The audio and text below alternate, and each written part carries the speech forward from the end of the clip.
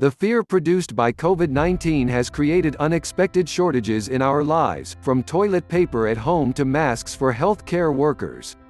Nobel laureate Joseph Stiglitz argued that this is a market failure, that markets work poorly in a crisis. No country in times of serious war turns to markets. We don't use markets to allocate how our troops should be deployed, and we didn't rely on markets for producing tanks, airplanes, and other essential materiel in World War II. We needed immediate action, with complex coordination and changing demands. Markets just don't work well in these circumstances. Stiglitz is right that we don't use markets to fight physical wars. Or as one governor put it, during World War II, each state didn't buy its own aircraft carriers. But the pandemic is a different kind of war. As I write this on April 30th, New York has about 300,000 cases of COVID-19, California has 50,000, and Wyoming is under 1,000. Masks and ventilators aren't like aircraft carriers. Each state's healthcare personnel need their own masks and ventilators, in radically different quantities. So why aren't there enough medical-grade masks to go around? Normally, when they're running low, hospitals call their medical supply distributor. But right now, that supplier is getting calls from hospitals all over the country, and the manufacturers who supply the distributors with masks are also running low. What usually happens when masks are in short supply is that prices start to rise as buyers compete for the masks that are still available. The higher price encourages the manufacturer to add a night shift. Hire more workers. Work the existing shifts more intensely.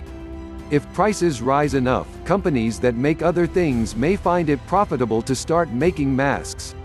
The higher prices encourage hospitals that don't need masks, the ones in Wyoming, say, to not hoard them, leaving them free to go to New York.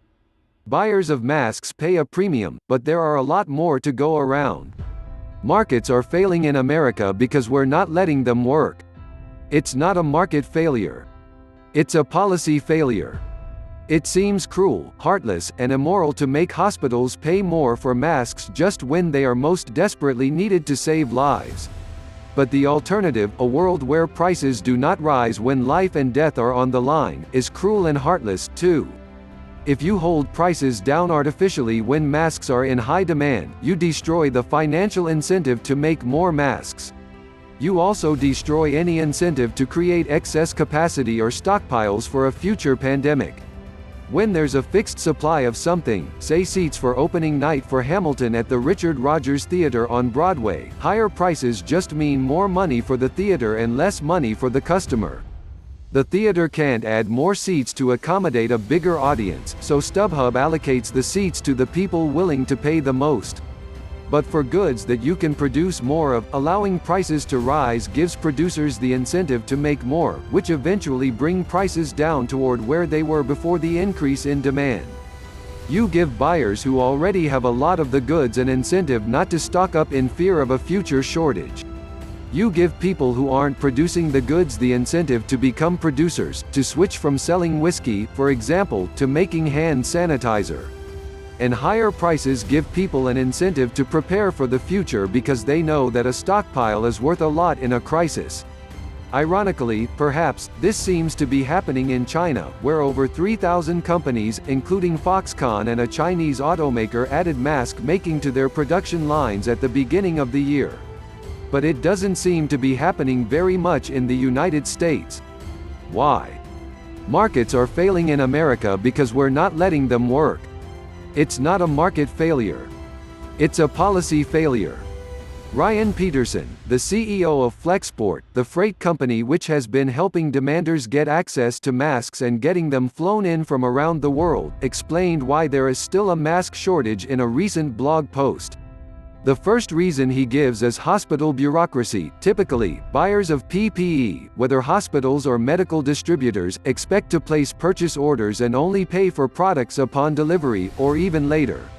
But when demand surges by 20 times, vendors simply don't have the money required to scale production. Factories need money to add production lines, buy raw materials, and hire workers. They need down payments so they can move. Other more aggressive entities are paying down payments, so if U.S. buyers won't, they don't get the supply. American medical distributors, governments, and even hospital chains, by contrast, have been less willing, or less able, to adapt to the new reality of paying vendors upfront, at higher prices than they'd contracted. The second reason is fear of profiteering or so-called price gouging. At the same time, U.S. distributors can't pass higher prices through to hospitals in the midst of the crisis, for fear of being accused of profiteering. Foreign governments and healthcare systems have been less encumbered by this, showing a willingness to pay more and pay faster to get first in line. According to one rumor, the Italian government recently placed a $6.5 billion order for PPE. Another says that the UK government bought one PPE manufacturer outright. The tragedy is that these two forces work together. If there's fear of being accused of profiteering, there's little incentive for the players within the supply chain to respond with urgency or to incur the extra costs of moving quickly. That includes both the producer and the distributor. American mask makers can't raise their prices dramatically if at all, or they'll be vilified at best or fined heavily at worst. Distributors of masks face the same challenge. Most states have laws against price gouging. In California, for example, a state of emergency was declared on March 4, 2020, which limits price increases to 10%, with violators subject to a year in prison and a fine up to $10,000 and other financial consequences. As for any masks in private stockpiles, forget about it. An auctioneer in Houston, Texas, offered 750,000 masks for bids. The state attorney general sued him for price gouging. The masks are in limbo. The federal government is also relentlessly eager to take the profits out of making masks available from any private stockpiles. On April 2, the Department of Justice announced that it would be distributing 192,000 N95 respirator masks and other PPE that the FBI had raided from private stockpiles. From the Department of Justice press release on April 2, 2020, if you are amassing critical medical equipment for the purpose of selling it at exorbitant prices, you can expect a knock at your door, said Attorney General William P. Barr. The Department of Justice's COVID-19 Hoarding and Price Gouging Task Force is working tirelessly around the clock with all our law enforcement partners to ensure that bad actors cannot illicitly profit from the COVID-19 pandemic facing our nation. This sounds good, but it comes at a cost. Government has destroyed the opportunities to make profits by increasing the supply of masks. Punishing hoarders discourages people from stockpiling for a future pandemic. It shouldn't be surprising that supply is scarce and that governors find themselves in the medical supply business. Governor Newsom of California just spent $990 million to buy masks from a Chinese car company. Governor Abbott of Texas pledged members of the Texas National Guard to work on a mask-making shift with a Dallas-based mask manufacturer to make sure there are masks for Texas. The current mostly price-free system is punishing the people who deserve to be protected, the healthcare workers on the front lines. Megan L. Ranney, MD, an doctor at a Rhode Island hospital running low on supplies, was quoted in a recent New York Times story saying, "The supply chain is still unpredictable and unreliable in every way possible. The need for an organized, equitable distribution system is dire."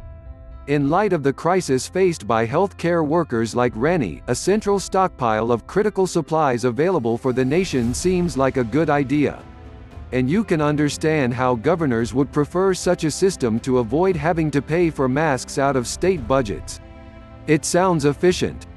But how well would a federally run system actually work in practice? Would it be first come first served? Would the federal government know how many masks to make and what kinds? How would it decide to allocate masks and using what method for getting masks to hospitals and doctors? And not a hypothetical federal government. The one we actually have. The one that awarded generous PPE contracts to unproven vendors. Outside the U.S., efforts by national governments to amass masks and protective equipment have not gone well. In Canada, the government threw out 2 million N95 masks from the national stockpile in 2014. They had expired, but failed to replenish the supply. Widespread shortages of masks, ventilators, and swabs were reported there when the crisis began. In England, where 82 healthcare workers have died from the virus, Boris Johnson's government has been condemned for failing to provide enough protective equipment because of a failure to stockpile or acquire new masks and gowns. Just as in the United States, healthcare workers are wearing garbage bags and makeshift masks for protection. In Spain, over 12,000 healthcare workers have the virus, and the socialist government is being sued by doctors for the government's failure to provide adequate PPE. Pride or fear or kindness will motivate you. But money makes it easier to indulge your kindness. I don't want the federal government in charge of all the masks in the nation. Instead, let prices go up today for masks and create the incentive for more masks tomorrow. Not all the news is bleak here in the United States. Even when prices are held down, executives in companies may respond in a crisis out of price or in return for recognition, or simply to keep the government from nationalizing their production under the Defense Production Act. 3M, the largest manufacturer of N95 respirators in the U.S., says that it has doubled production in the last 2 months to about 100 million per month, with plans to double that number in the next 12 months. That's great, but I wonder if they could get there quicker if they could charge more for masks. 3M has been under attack from President Trump for selling some of their masks to Canada, and they've been under attack from 20 attorneys general demanding that 3M police the price distributors charge for their masks. Incentives matter. Pride or fear or kindness will motivate you. But so does money. And because responding with urgency is usually expensive, money makes it easier to indulge your kindness. The Washington Post reports that at Braskem America, a company that makes polypropylene, the material used to make masks, workers moved into the factory and worked 12-hour shifts day and night to boost production. Workers were paid for all 24 hours each day, at a higher hourly wage. Monadnock, another supplier of polypropylene, bought 2 more machines to triple their output. The Wall Street Journal reported that the company expanded overtime and raised their prices to fund the increase in labor costs. People are saying, "Name your price," said Keith Hayward, Monadnock's managing director. "We don't work like that." Maybe they don't work quite like that. But they do raise the price to cover the costs of that overtime and those new machines. That's the way markets work. You get more stuff when you let the price go up. We should use prices in a crisis, not just in normal times.